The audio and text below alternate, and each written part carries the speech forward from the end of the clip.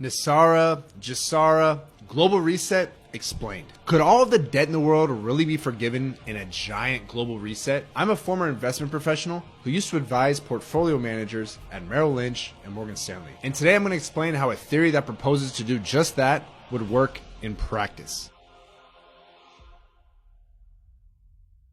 The theory is called NESARA, or the National Economic Security and Recovery Act, and it really had two stages of its formation into what it is today. First, there was an original version proposed in the 1990s by a private citizen, Harvey Francis Barnard. The proposal was essentially a set of radical economic reforms that included replacing the income tax with a national sales tax, getting rid of compound interest on secured loans, and returning to the gold standard. He said that would result in 0% inflation, higher living standards, and a more stable economy. For close to a decade, he tried to get his proposal in front of Congress, but he didn't work for the government, and not many people took him seriously. So in the year 2000, he decided to use this new, powerful tool to get the word out, the internet. That's where we get into the second phase of how it morphed into what it is today. Once it hit the internet, people like Shani Goodwin, aka the Dove of Oneness, who was part of a cult called the Ramtha School of Enlightenment, claimed that it was secretly passed by Congress and then suppressed by the government. By the way, Congress is the government. So how anyone believed that is beyond me. But I digress. They also claimed that it was a proposal to forgive all debt rather than just changing the way interest is calculated. And some people also made up a global version called GESARA that would forgive all global debt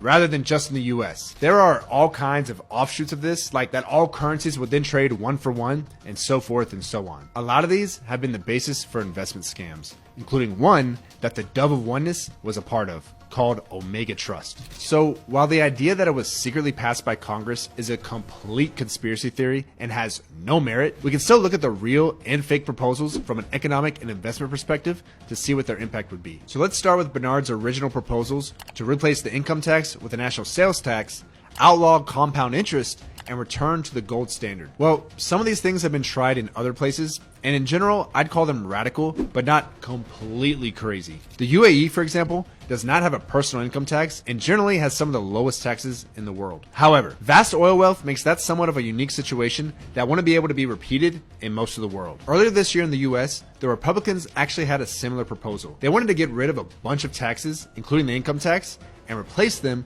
with a 30% sales tax in the FAIR Act. But as far as I know, that didn't get anywhere. The reality is that it would lead to a lot more inequality and instability. The exact opposite of its intention. Income taxes are progressive. The more you make, the higher percentage of your income you have to pay. Sure, there are flaws and loopholes, but directionally, that's how it works. A sales tax is flat. Everyone pays the same. That would reduce the tax burden on the rich and increase it on the poor, while also reducing government revenues to pay for social programs. Not a very good idea. How about the gold standard? I've done an entire video on this already, so I won't repeat everything here, but the main point is that it's failed multiple times.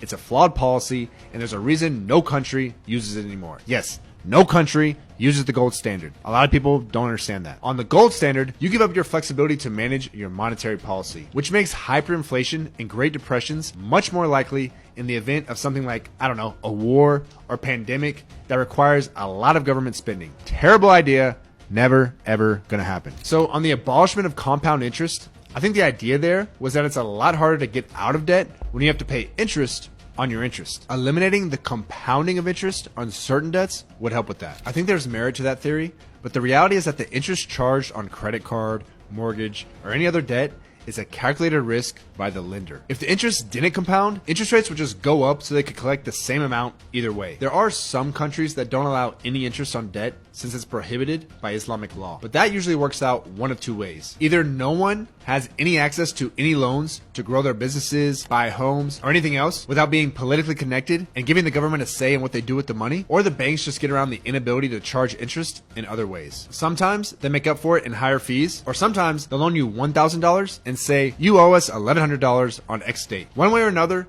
anyone who lends money and takes on the risk of not getting paid back is going to want to be compensated for that risk. If they're not, they won't do it. So what about the idea of the global reset where all debt is forgiven? Barnard, the guy who came up with NESARA, denounced this idea, by the way. All right, so this is pure conspiracy theory at this point, and here's why no sane person would ever consider it a realistic possibility. Debt is at the heart of almost every aspect of the global financial market. I know that sounds really unhealthy, but it's actually not. Let me give you a couple examples. One for governments and one for companies. If all debt were canceled, the Social Security system, which owns a ton of treasury bonds on behalf of Americans for their retirement, would go bust and send millions of retirees into poverty. Companies all around the world hedge their currency exposure through derivative products based on debt. For example, a swap contract would say something like, I'll pay you the return on a US Treasury, you pay me the return on a German Bund. I won't go too deep here since these products are complex and there's no reason for you to waste your mind space on them. But what you need to know is that the entire global financial system